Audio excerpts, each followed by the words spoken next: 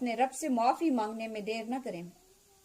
गुनाह पर पर्दे डालकर और अपने जमीर को झूठी दलीलें देकर मुतमईन करने की बजाय गुनाहों का एतराफ करें और माफी मांगकर एक नई जिंदगी का आगाज करें।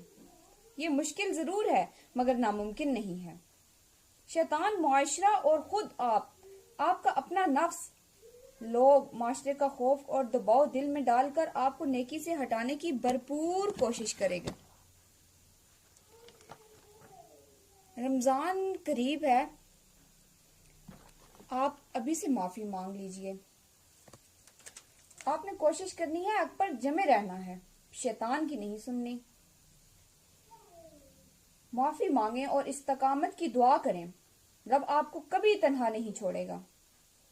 रब आपकी नीयत और हक के लिए आपकी तड़प देखता है। आप एक कदम बढ़ाएंगी, वो 10 कदम बढ़ाकर आपको थाम लेगा।